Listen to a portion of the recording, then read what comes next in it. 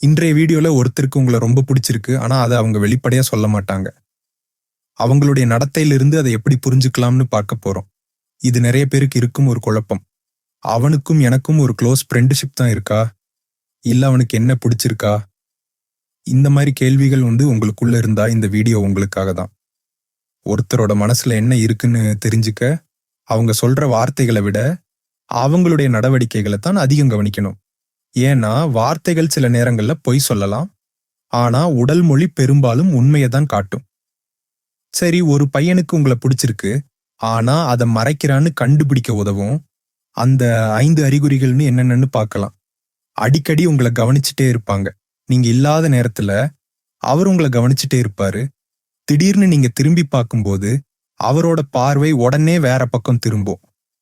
இத நீங்க 1 தடவ, 2 தடவ இல்லாம பலமுறை கவனிச்சீங்கன்னா, அது ஒரு முக்கியமான அறிகுறி. அவர் உங்கள கவனிக்க விரும்புறாரு.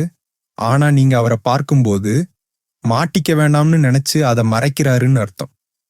அனாவசியமா உங்ககிட்ட பேச முயற்சி செய்யறது, ஒரு சாதாரண விஷயத்துக்காக உங்கள தேடி வந்து பேசுறது. இந்த ஃபைல் எங்க இருக்கு? இன்னைக்கு லஞ்ச் என்ன சாப்பிட போறீங்க? இந்த மாதிரி தேவையில்லாத சின்ன சின்ன விஷயங்கள பத்தி உங்ககிட்ட பேசுறதுக்கு காரணம் என்னவா இருக்கும்? உங்களோட பேசிட்டே இருக்கணும், உங்க பக்கத்துல இருக்கணும்னு அவரோட மனசுக்குள்ள ஒரு ஆர்வம் இருக்கு.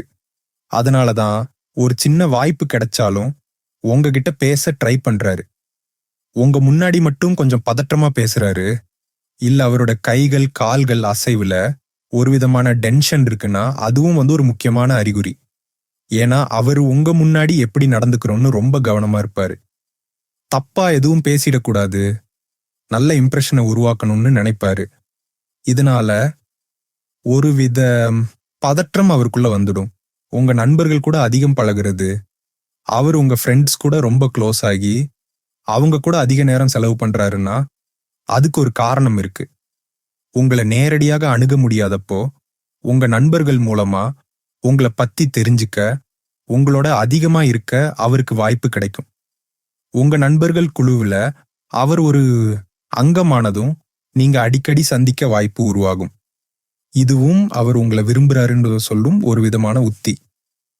நீங்க சொல்ற சின்ன விஷயங்களை கூட ஞாபகம் வச்சிருப்பாங்க. நீங்க சாதாரணமாக சொல்லிட்டு போன ஒரு சின்ன விஷயத்த, உதாரணத்துக்கு, எனக்கு இந்த கலர் ரொம்ப பிடிக்கும். இல்லனா, அந்த ஸ்நாக்ஸ் எனக்கு ரொம்ப ஃபேவரைட். இந்த மாதிரி விஷயங்களை அவர் ஞாபகம் வச்சுட்டு, அது சம்பந்தமா ஏதாவது பண்ணுனா, அது நிச்சயம் உங்க மேல அவருக்கு இருக்கிற ஈர்ப்பை தான் காட்டும். ஏன்னா, ஒருத்தர் நம்மள விரும்புறாங்கன்னா, அவங்க நம்ம சொல்ற ஒவ்வொரு விஷயத்தையும் ரொம்ப கவனமா கேட்பாங்க.